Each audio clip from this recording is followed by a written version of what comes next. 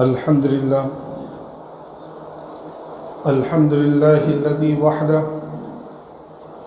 والصلاة والسلام على من لا نبي بعده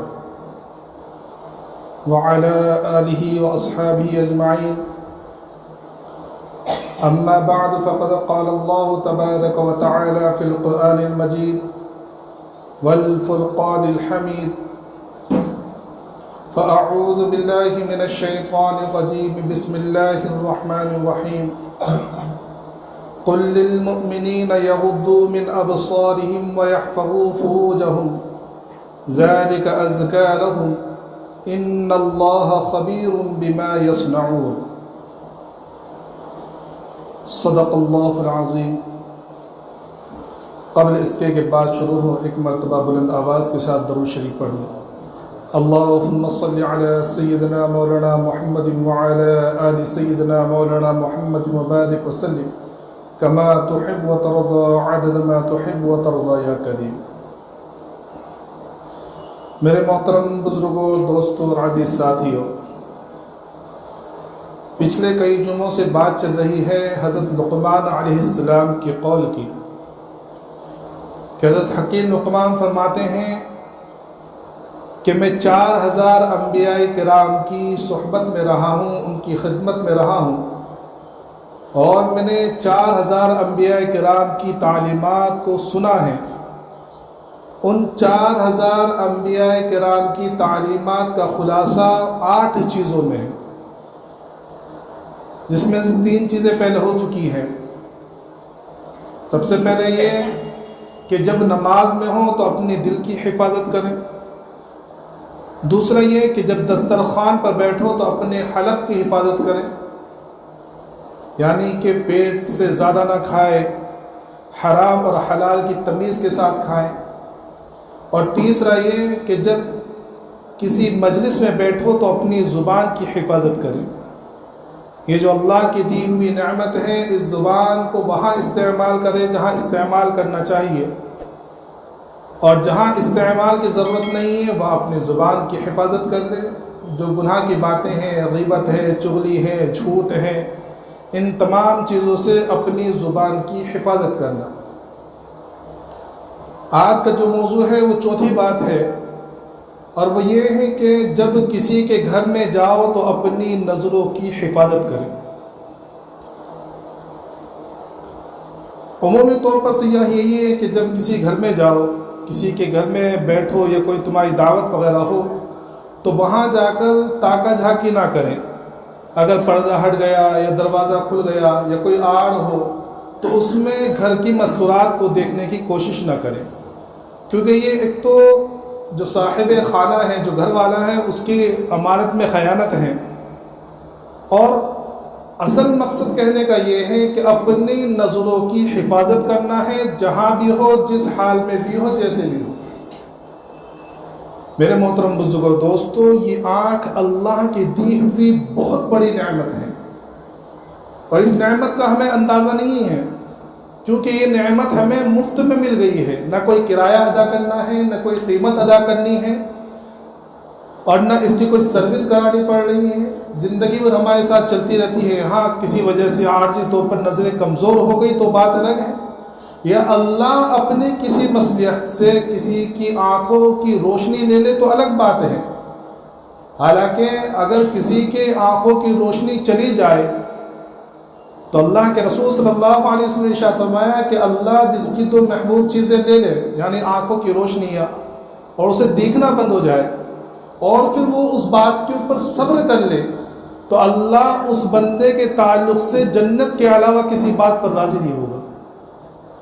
کہ اگر ہماری آنکھوں کی نعمت اگر اللہ کسی مصلحت سے لے بھی لے تو اس کے بدلے میں جنت عطا فرمائے گا. کتنی بڑی بات ہے. یہ جو نعمت ہے اس کی قدر ہمیں نہیں ہے. ان آنکھوں کی نعمت اور اس آنکھوں کی قدر ان لوگوں سے پوچھو جو نابینا ہے، جن کی آنکھیں نہیں ہیں. ہمارے ایک دوست ہیں، اسی مسجد میں رہتے ہیں، نماز پڑھنے کے لیے آتے ہیں، ان کی آنکھوں کی روشنی آہستہ آہستہ جا رہی ہے، بہت کم دکھتا ہوں. تو بیچارے کس کے پاس دعا کے لیے نہیں جاتے، یا کون سی دوا نہیں کراتے ہو، چنئی تک یہاں وہاں پھرتے ہیں. جو اللہ والے مل جائے اس سے دعا کے لیے کہتے ہیں کہ میرے لیے دعا کر دینا، میرے لیے دعا کر دینا. ان سے پوچھو کہ بھئی آنکھوں کی قدر کیا ہوتی ہے. کہ آج وہ اپنی آنکھوں کی روشنی پانے کے لیے سب کچھ خرچ کرنے کے لیے تیار ہیں، لیکن ہمیں اس کی قدر نہیں معلوم۔ ہماری والدہ اللہ ان کو جنت نصیب فرمائے، اور میں ہمیشہ یہ بات بیچ میں کہہ رہا ہوں کہ میرے دوستوں اپنے والدین کی قدر کرو۔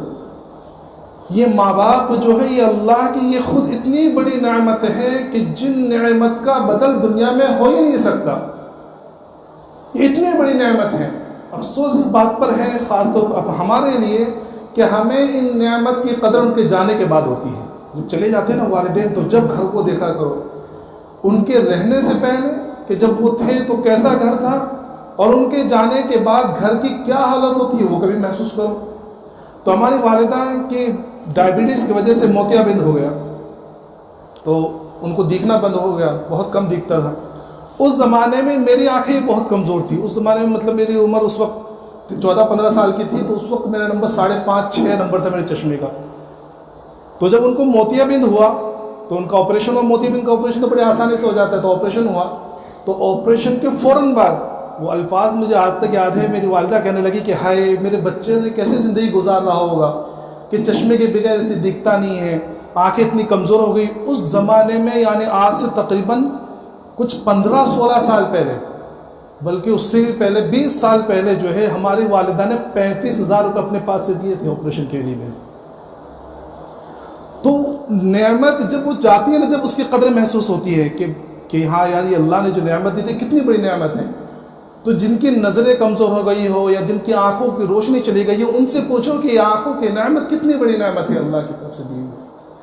پھر صاحب نے ایک واقعہ لکھا ہے، ان کے کسی مرید کا یا کسی کا واقعہ لکھا ہے کہ یہ جو اللہ نے پورا نظام بنایا نا آنکھوں کا، یہ پورا نظام ہی اللہ کا ایک ایسا ہے کہ اس کا بدل نہیں ہو سکتا۔ سمجھ میں آ رہا ہے؟ بہت اعلیٰ نظام ہے اس کا۔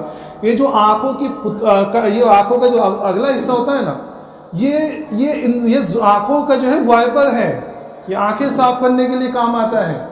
تو فرمایا کہ کسی کا ایکسیڈنٹ ہوا اور ایکسیڈنٹ کے اندر ساری چیزیں تو بچ گئی، لیکن اس کی آنکھوں کا جو اگلا حصہ ہوتا ہے یہ پلک جس کو کہتے ہیں، یہ اس کا ختم ہو گیا، کاٹنا پڑا کسی وجہ سے۔ اب آنکھیں تو ہے، صرف پلکیں کٹی ہیں، لیکن ان پلکوں کے ختم ہونے کی وجہ سے نقصان یہ ہوا کہ اللہ نے جو آنکھوں کی صفائی کا انتظام بنایا تھا کہ یہ آنکھیں جو پلک جھپکتی ہے، نہیں پلک ایسی تھوڑی جھپکتی ہے، یہ آنکھوں کے اوپر جو گرد و غبار آ جاتا ہے اس کو صاف کرنے کے لیے اللہ نے انتظام کیا ہی ہے۔ تو چونکہ یہ پلک اس کی کٹ گئی، اب وہ انتظام ختم ہو گیا اللہ کی طرف سے۔ اب کیا ہوا کہ دھول مٹی جم رہی ہے، اب اس دھول مٹی کو ہٹانے کے لیے انہیں خود ہاتھوں سے جو ہے پانی کے چھپاکے مارنے پڑے، پانی مارتے ہیں، اور پانی مارنے کی وجہ سے بار بار پانی مارنے کی وجہ سے آنکھوں کے اندر زخم ہو گئے۔ تو اس سے پلک جو ہوتی ہے اس کا انتظام اور اس کا نظام اللہ نے اتنا خطرناک اور اتنا پیارا بنایا ہے۔ تو یہ اللہ کی نعمت ہے، اور یہ کتنی اللہ نے مفت میں دے رکھی ہے ہمیں، جاؤ لو۔ بس میں نے پچھلی مرتبہ بتایا تھا کہ اللہ نے اپنی نعمتوں کا نہ کوئی کرایہ مانگا ہے، نہ کوئی چیز اللہ کا مطالبہ نہیں ہے اس سے، صرف ایک مطالبہ ہے، اور وہ یہ ہے کہ اللہ نے جو نعمتیں دی ہیں ان نعمتوں کا صحیح استعمال کر لو۔ یہ آنکھیں اللہ نے دی ہیں، ان آنکھوں کا صحیح استعمال کرنا یہ اللہ کا مطالبہ ہے کہ جہاں اللہ نے دیکھنے کا حکم ہوا وہاں دیکھو، اور جہاں دیکھنے سے منع کیا ان جگہوں سے اپنے آنکھوں کو روک لو، اور جہاں دیکھنے کا حکم دیا ہے اللہ نے ایسے ہی نہیں کہ مفت میں، اس پہ بھی ثواب ہے۔ اللہ نے آنکھیں بنائی ہیں، تم قرآن شریف کو دیکھو، پڑھنا بھی نہیں، صرف قرآن شریف کو دیکھنا ہے، اس پہ بھی ثواب ہے۔ بیت اللہ کو دیکھو، پیار کی محبت سے دیکھو، اس کی عظمت کے لیے اس کو دیکھو، بیت اللہ کو، اس پر بھی ثواب ہے۔ تم غریب ہو، تمہارے پاس پیسے نہیں ہے کہ تم بیت اللہ کو جا سکو، تمہارے پاس پیسے نہیں ہے کہ تم حج عمرہ کر سکو، اللہ نے انتظام کر لیا کہ تمہارے والدین ہیں، اپنے والدین کو ایک مرتبہ محبت کی نظر سے دیکھو، اللہ فرماتا ہے میں تمہیں حج مقبول کا ثواب دوں گا۔ معمولی بات ہے۔ بیوی شوہر جو ہے کام سے گھر پر آیا، اور گھر پر آنے کے بعد جو ہے بیوی کو مسکرا کر دیکھ لیا، اور جواب میں ریٹرن جو ہے بیوی نے مسکرا کر دیکھ لیا، کیا عمل ہے بھائی؟ کس کا فائدہ ہو رہا ہے؟ کچھ فائدہ نہیں کسی کا۔ بیوی شوہر کو دیکھ رہی ہے مسکرا کر، شوہر بیوی کو دیکھ رہا ہے مسکرا کر۔ حدیث پاک کے اندر آتا ہے جب میاں بیوی ایک دوسرے کو مسکرا کر دیکھتے ہیں تو اللہ رب العزت ان دونوں کو دیکھتے ہیں پیار سے۔ کتنی بڑی بات ہے کہ اللہ میاں بیوی کو دیکھ رہے ہیں۔ کیوں؟ کیونکہ میرے بندے نے میری اس نعمت کا صحیح استعمال کیا ہے، اس کو غلط جگہ پہ نہیں ڈالا۔ یہ اللہ کا مطالبہ ہے، مطالبہ پورا کرے، اللہ اس کو ثواب عطا فرما رہے ہیں۔ قرآن شریف کو دیکھنا، والدین کو دیکھنا، بیت اللہ کو دیکھنا، میاں بیوی کا ایک دوسرے کو پیار سے مسکرا کر دیکھنا کہ ثواب ہے۔ ہاں لیکن ان کے اوپر پابندی لگا دی اللہ نے، کہ پابندی لگا دی کیا؟ کہ تم ان نظروں کو غلط جگہ پہ نہیں ڈال سکتے، ان نظروں کو تم غیر محرم پر نہیں ڈال سکتے۔ بد نگاہی میرے محترم بزرگ دوستو، یہ بد نظری، بد نگاہی بہت بڑا گناہ ہے۔ اور یہ جو باطن کی ترقی ہوتے ہیں نا، باطن کہتے ہیں کہ اللہ کی جو معرفت حاصل ہوتی ہے، یہ اللہ کی معرفت کے حصول میں سب سے بڑی رکاوٹ بد نگاہی اور بد نظری ہے۔ اور افسوس کا مقام تو یہ ہے کہ آج امت کا اکثر طبقہ اس کے اندر مبتلا ہے، کیونکہ پیسے تھوڑی لگتے ہیں۔ بھائی اگر زنا کرنے جاؤ یا کسی اور لڑکی کے ساتھ غلط طریقے سے شہوت پوری کرو تو اس میں پیسے تو لگتے ہیں، کچھ نہ کچھ خرچہ ہوگا، غلامی ہو سکتی ہے۔ یہ آنکھیں تو ایسے بس نظریں چلا دے رہا ہوں، کوئی پیسہ خرچہ نہیں ہو رہا ہے۔ لیکن اللہ کی طرف سے کتنی بڑی لعنت اور پھٹکار ہے، کیونکہ یہ نظر بڑی خطرناک چیز ہے۔ اللہ کے رسول صلی اللہ علیہ وسلم فرمایا کہ یہ نظر جو ہے یہ شیطان کے تیروں میں سے ذہن میں بجھا ہوا تیر ہے، ذہن آلودہ تیر ہے، کہ دل میں گھستا ہے، جو دل کی باطنی ترقی ہوتی ہے اس میں سب سے بڑی رکاوٹ بن جاتا ہے۔ تو نظروں کا صحیح استعمال، اور آج بدنگاہی کے اندر نوجوان تو ہے ہی، فرماتے ہیں علماء کہ نوجوانوں سے زیادہ آج جو ہے بوڑھے لوگ اس کے اندر مبتلا ہیں، کیونکہ اس وقت وہ کچھ اور تو کر نہیں سکتے۔ کتنے لوگ ہم جانتے ہیں کہ اتنے لوگ ایسے لوگوں کو جو بوڑھے ہیں، بچے پوتے ہو چکے ہیں، لیکن وہ جب دیکھو عورتوں میں گھسے رہتے ہیں۔ کتنی مرتبہ ایسا اتفاق ہوا کہ وہ شادی میں جانے کا وہ ہوا، اب شادی میں بیٹھے ہوئے یہاں عورتوں کا انتظام ہے یا مردوں کا انتظام ہے، اب بیٹھے ہوئے بالکل بیچ میں عورتیں جا رہے ہیں، یہاں سے دیکھنا جو شروع کیا بالکل ان کو کرسی تک بٹھا کر آتے ہیں۔ اچھا، اور دوسرے لوگوں کو یہ احساس تک نہیں ہوتا کہ وہ سوچتے کہ بوڑھے ہیں، حالانکہ میرے محترم بزرگ دوستو بوڑھوں سے بھی پردہ ہے۔ اچھا، یہ جو مانگ یا مطالبہ اللہ کا ہے یہ صرف مردوں سے نہیں ہے، یہاں عورتیں بڑے غفلت میں ہوتی ہیں، عورتیں سمجھتے ہیں کہ بھئی نظریں جھکانے کا مطالبہ تو صرف مردوں سے نہیں، قرآن کہہ رہا ہے قُلْ لِلْمُؤْمِنِينَ يَغُضُّوا مِنْ أَبْصَارِهِمْ وَيَحْفَظُوا فُرُوجَهُمْ ذَلِكَ أَزْكَىٰ لَهُمْ إِنَّ اللَّهَ خَبِيرٌ بِمَا يَصْنَعُونَ۔ یہ مردوں سے مطالبہ ہے کہ اے نبی جی ایمان والوں سے کہہ دیجئے، مجھے ماننے والوں سے کہہ دیجئے کہ اپنی نظروں کو جھکا کر رکھے، اپنی شرمگاہ کی حفاظت کریں، یہ ان کے لیے زیادہ پاکیزہ ہے۔ اور آگے پھر فرما دیا وَقُلْ لِلْمُؤْمِنَاتِ يَغْضُضْنَ مِنْ أَبْصَارِهِنَّ وَيَحْفَظْنَ فُرُوجَهُنَّ، کہ عورتوں سے مطالبہ ہے کہ وہ اپنی نظروں کو جھکا کر رکھیں اور اپنی شرمگاہ کی حفاظت کریں۔ ایسا نہیں کہ عورتوں کو بے محابہ چھوڑ دیا کہ بھئی مردوں کے لیے تو ایک نظریں جھکا کے رکھے، عورتیں ساروں کو دیکھتی پھرتی رہیں، اس طرح کا نہیں ہے، عورتوں کو بھی نظریں جھکانا ہے۔ اور اس کی دلیل وہ حدیث پاک ہے جس کے اندر آتا ہے کہ اللہ کے رسول صلی اللہ علیہ وسلم ایک مرتبہ تشریف فرماتے ہیں، ایک صحابی ہے حضرت عبداللہ ابن ام مکتوم، یہ نابینا صحابی ہے، وہ تشریف لائے، انہوں نے آنے کی اجازت مانگی، تو وہاں جو ہے دو ام المؤمنین بیٹھی ہوئی تھی، حضرت ام سلمہ رضی اللہ تعالیٰ عنہ، حضرت ام میمونہ رضی اللہ تعالیٰ عنہ، یہ ہماری مائیں ہیں، اللہ کے رسول صلی اللہ علیہ وسلم کی زوج محترمہ ہیں۔ تو اللہ کے رسول صلی اللہ علیہ وسلم نے ان دونوں سے کہا کہ تم پردے میں ہو جاؤ۔ تو ام سلمہ رضی اللہ تعالیٰ عنہ نے فرمایا کہ یا رسول اللہ یہ تو نابینا ہے۔ تو اللہ کے رسول صلی اللہ علیہ وسلم فرمایا کہ ہاں یہ تو نابینا ہے لیکن تم تو نابینا نہیں ہو، تمہاری تو آنکھیں ہیں۔ تو پردہ عورت کے لیے بھی ہے، مردوں کے لیے بھی ہے، نظریں جھکانا مردوں کے لیے بھی ہے، عورتوں کے لیے بھی ہے، کہ دونوں کو اپنی نظر جھکا کر چلنا ہے، بد نظری کہیں بھی نہیں کرنا ہے، نہ مردوں کے لیے نہ عورتوں کے لیے۔ تو اپنے نظروں کی حفاظت کریں، اور اس کے لیے ہمارے سامنے بہت ساری مثالیں ہیں کہ اپنی نظروں کی حفاظت کس طرح کی ہے۔ اور جن لوگوں نے نظروں کی حفاظت کر لی، میرے محترم بزرگ دوستو، حدیث پاک کے اندر آتا ہے کہ جو شخص اپنی نظروں کی حفاظت کر لے، مثلا بازار میں جا رہا تھا اور اس کی نظر دفعتاً اچانک کسی پر پڑ گئی غیر محرم پر، اور صرف اس نے اللہ کے خوف کی وجہ سے اپنی نظروں کو جھکا لیا، تو فرمایا کہ اللہ رب العزت اس کو ایمان کی لذت اور حلاوت نصیب فرمائیں گے، اور اس دن اس سے ایسی عبادت نصیب فرمائیں گے جس میں اس کو عبادت کی لذت محسوس ہوگی، ایمان کی لذت اور ایمان کی حلاوت، ایمان کی مٹھاس عطا فرمائیں گے۔ اور جو شخص بد نظری کرتا ہے، فرمایا اس کے چہرے سے رونق چھین لی جاتی ہے، عبادات کی لذتیں ختم کر دی جاتی ہے، اس کا دل پھر عبادات میں نہیں لگتا۔ اور اس کی وجہ پتہ ہے کیا ہے؟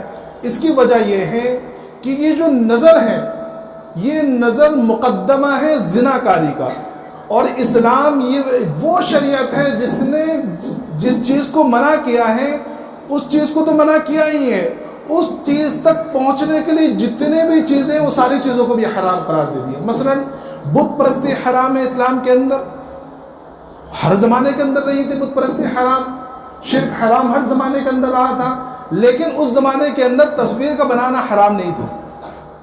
سمجھ میں آ رہا ہے؟ نوح علیہ السلام کے واقعات اٹھا کے دیکھ لیجئے، دوسرے انبیاء کرام کے واقعات اٹھا کے دیکھ لیجئے، تو اس زمانے کے اندر بت پرستی حرام تھی، شرک حرام تھا، لیکن تصویر بنانا حرام نہیں تھا۔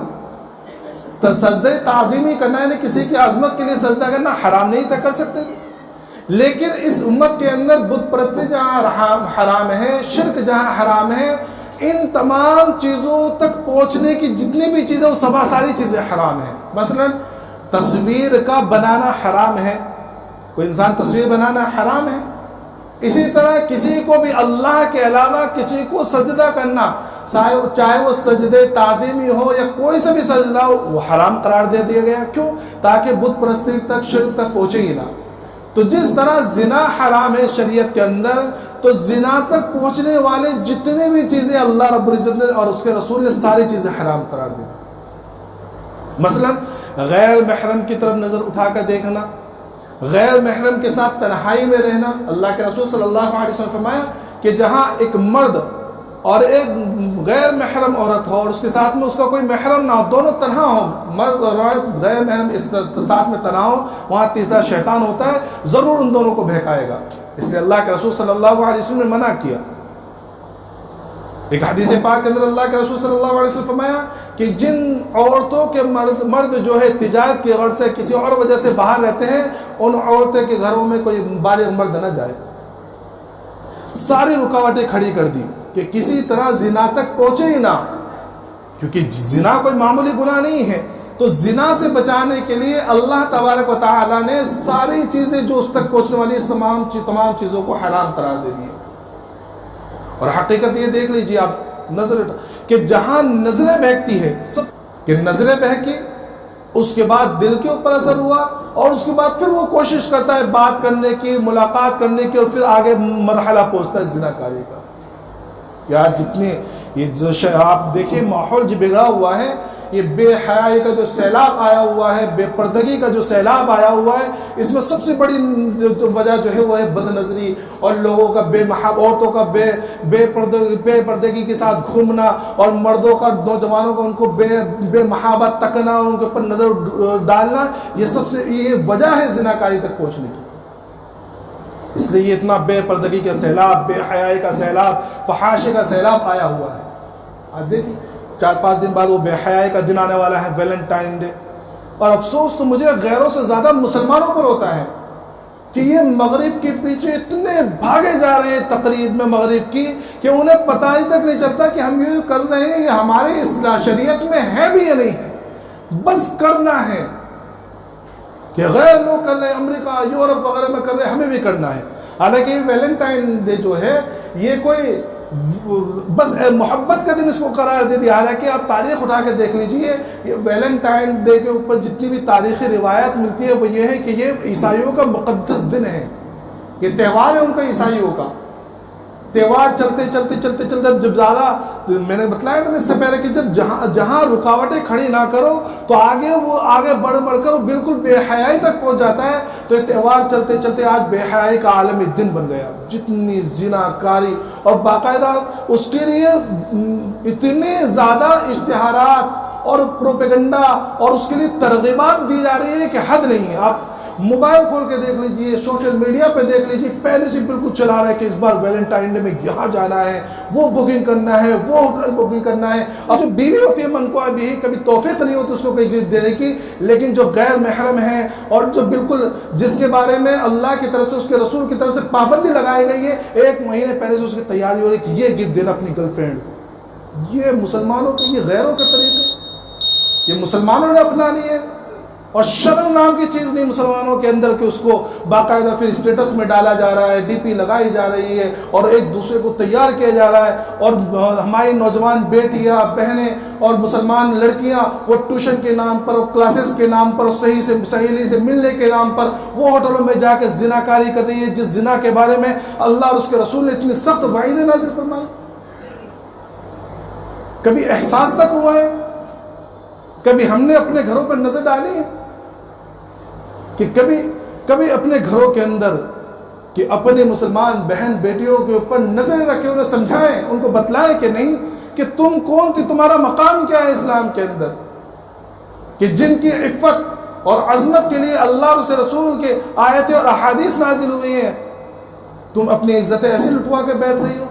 ذرا سے گفٹ کے لیے، ایک موبائل فون کے لیے، اسکوٹیوں کے لیے اپنی عزتیں لٹائے بیٹھ رہے ہو. عزتوں کی فکر نہیں ہے.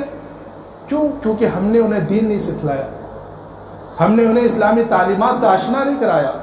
ہم نے اپنی بچیوں کو، اپنے بیٹوں کو موبائل تو لا کے دے دیا، لیکن کبھی ان کے ایمان کی، اسلام کی فکر نہیں کری. ہمارا بیٹا کہاں جا رہا ہے، کہاں دیکھ رہا ہے، کس کے ساتھ ہے، کبھی فکر نہیں کیا. بلکہ آج کے ماں باپ تو اپنے بیٹے سے پوچھتے کہ بیٹے تیری کوئی گرل فرینڈ تو نہیں ہے، کہاں جا رہے ہو، کوئی گرل فرینڈ ہے؟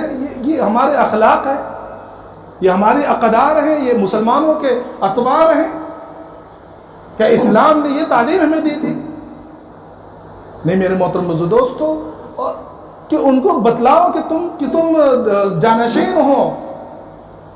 انہیں بتلاؤ تو صحیح کہ ایک نبی ایسے گزرے ہیں کہ جن کا حسن پوری دنیا میں جتنے سارے حسن ہیں ان کے اوپر سارا حسن آ کے ختم ہو گیا. یوسف علیہ السلام کہ اللہ نے جب حسن بنایا تو آدھا ان کو دیا ہے، آدھا پوری دنیا کے اندر بانٹا ہے.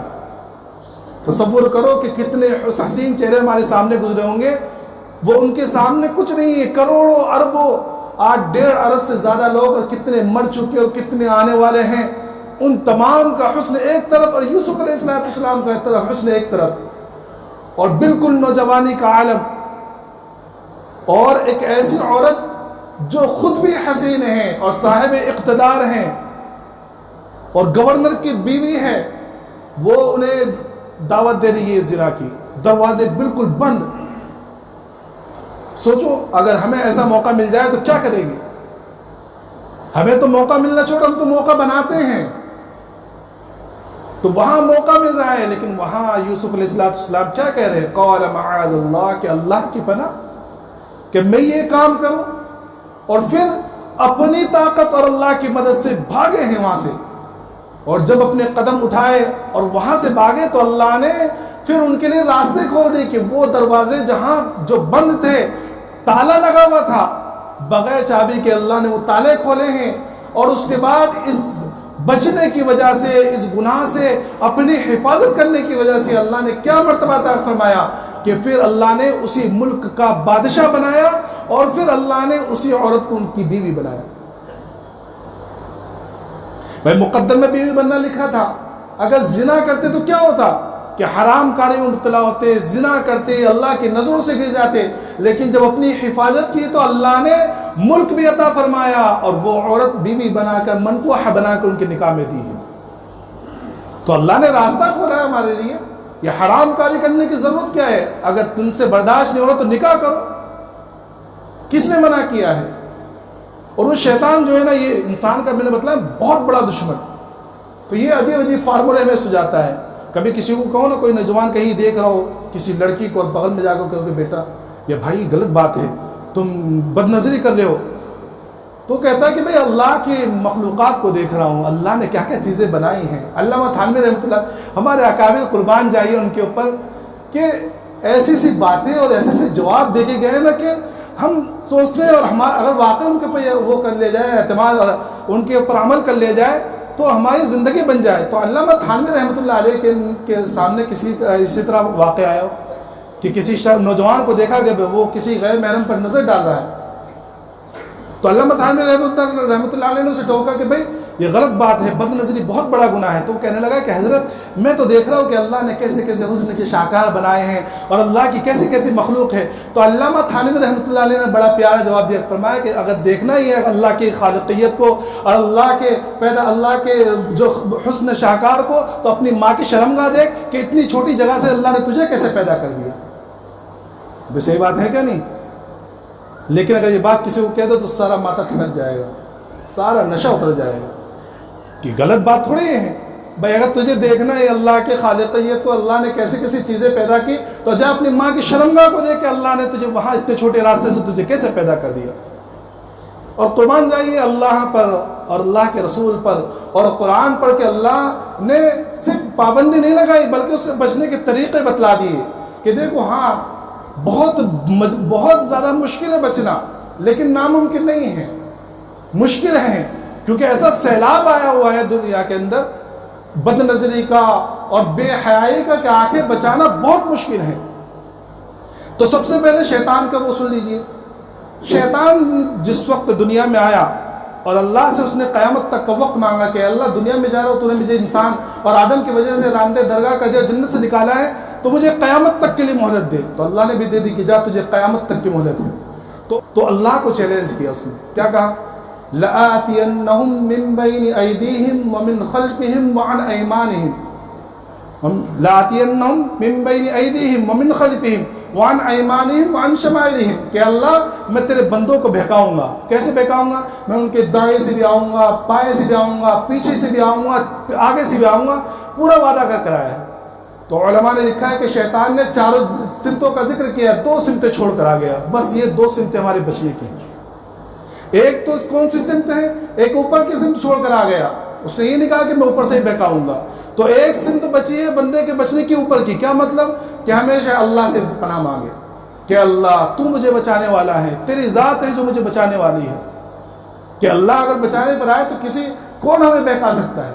اور اس کے لیے ہمارے سامنے نمونہ تو یونس علیہ السلام کا. آپ نے وہ واقعہ سنا ہوگا کہ یونس علیہ السلام کو مچھلی نے نگل لیا، اور جب مچھلی نکلا تو وہاں یونس علیہ السلام نے دعا مانگی، لا الہ الا انت سبحانک انی کنت من الظالمین.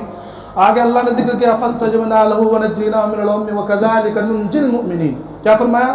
کہ ہم نے یونس علیہ السلام کو نجات دی، ان کی دعا قبول کی، اور ہم اسی طرح مؤمنین کو، ایمان والوں کو نجات دیتے رہیں گے، بچاتے رہیں گے. تو مفسرین نے لکھا ہے کہ بھئی اللہ نے یہ واقعہ یونس علیہ السلام کا کیوں ذکر کیا؟ کیا امت کے سارے لوگ جو ہے مچھلی کے پیٹوں میں جائیں گے؟ کیا مچھلی سب کو نگل لیں گی؟ فرمایا کہ نہیں.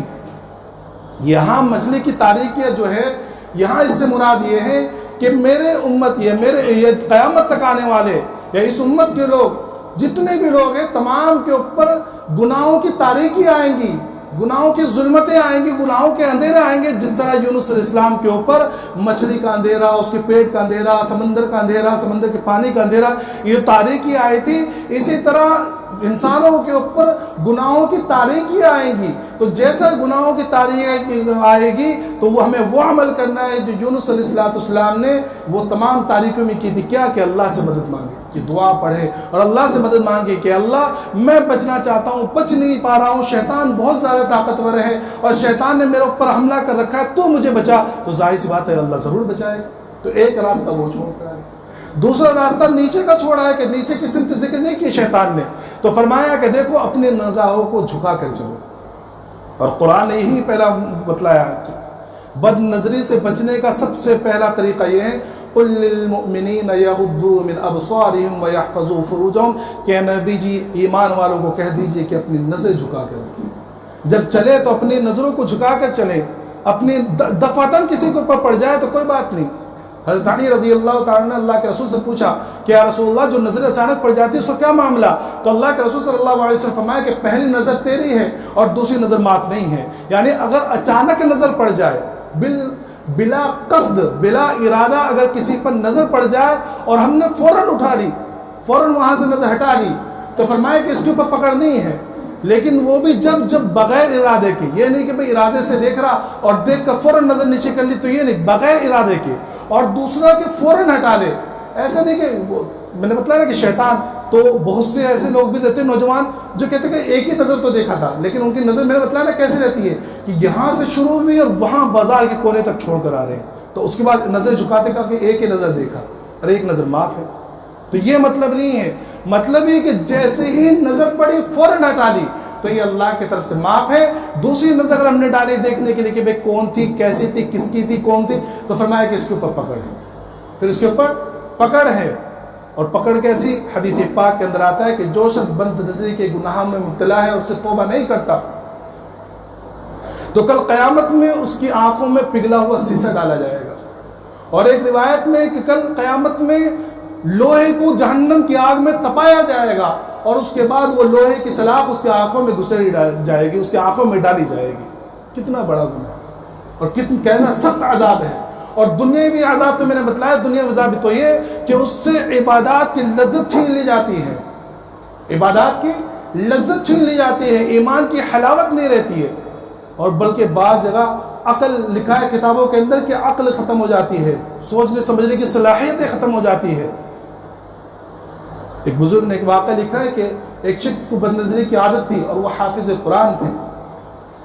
تو لکھا ہے ان کے واقعات میں کہ انہوں نے جب دیکھا کہ بد نظری کر رہا ہے اور وہ حضرت کے کہنے سے بھی رک نہیں رہا ہے تو انہوں نے کہا کہ اس کا نتیجہ تجھے بعد میں معلوم ہوگا. 40 سال کے بعد وہ حافظ قرآن حفظ بھول گئے، قرآن بھول گئے وہ بد نظری کی وجہ سے.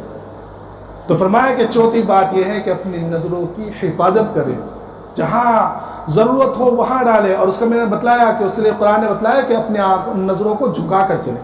جب چلنا ہو شروع میں پریشانی ہوں گی، تکلیف بھی ہوگی، دل مچل رہا ہوگا کہ ایک نظر تو دیکھ لے کہ بھئی کیسی تھی، کلر کیسا تھا، گوری تھی، کالی تھی، کیسے شکل. ایک مرتبہ دلوں پہ چھریاں تک چلیں گی. علامہ تھانوی رحمۃ اللہ علیہ لکھتے ہیں کہ جب یہ چھریاں چلیں اور جب یہ تکلیف ہو تو قیامت کی تکلیف کو یاد کر لیں کہ آج یہ تکلیف برداشت نہیں کی تو قیامت میں کتنی تکلیف اٹھانی پڑے گی. تو پہلی چیز نظروں کو جھکانا. دوسری چیز ہے کہ نکاح کر لیں، حلال طریقے سے اپنی خواہش پوری کریں. تیسری چیز یہ کہ جب بھی خیال آئے، اللہ کے رسول صلی اللہ علیہ وسلم نے فرمایا کہ جب کسی غیر محرم پر نظر پڑ جائے اور تمہیں وہ بھلی معلوم ہو تو سب سے پہلے تو اپنی نظر جھکا لو اور دوسرا فوراً گھر کے اندر آؤ اور اپنی بیوی سے ہم بستری کر لو. کیوں؟ اس سے ایک تو یہ کہ تمہاری شہوت پوری ہوگی اور دوسری چیز یہ سمجھ میں آئے گی کہ بھئی اس کے پاس کون سی انوکھی چیز ہے، جو میری بیوی کے پاس ہے وہی اس کے پاس ہے، کوئی نئی چیز تھوڑی ہے. تو ذہن وہ کرے. اور چوتھی چیز یہ کہ جب بھی علم یعلم بان اللہ یرا، کہ جب غیر محرم پر نظر پڑے تو فوری یہ ذہن میں رکھے کہ اللہ مجھے دیکھ رہا ہے، کہ اللہ مجھے دیکھ رہا ہے. اور حقیقت یہ ہے کہ اگر دنیا کے اندر ہمارے باپ ہمارے بغل میں کھڑے ہو یا ہمارا کوئی بڑا بغل میں کھڑا ہو تو کبھی ہماری ہمت ہوگی کسی غیر محرم پر نظر ڈالے؟ تو وہ اللہ جس نے ہمیں پیدا کیا وہ فرمایا الم یعلم بان اللہ یرا ان اللہ خبیر بما یصنعون، جو کچھ تم کرتے ہو اللہ سب سے باخبر ہے. تو ہمیشہ ذہن میں یہ رکھے کہ اللہ مجھے دیکھ رہا ہے، تو انشاءاللہ بد نظری کی نوبت ہی نہیں آئے گی. تو فرمایا کہ اپنی نظروں کی حفاظت کرے، جہاں نظر ڈالی ہو وہاں نظر ڈالے. جیسے قرآن ہے، بیت اللہ ہے، ماں باپ ہے، والدین ہے اور بیت اللہ ہے، اپنی بیوی اس کے اوپر نظر ڈالے، اللہ اس کے اوپر ثواب بھی دے گا. اللہ تبارک و تعالیٰ تمام کو اپنی نظروں کی حفاظت کرنے کی توفیق عطا فرمائے، ایمان کی حلاوت نصیب فرمائے. وآخر دعوانا الحمد للہ رب العالمین.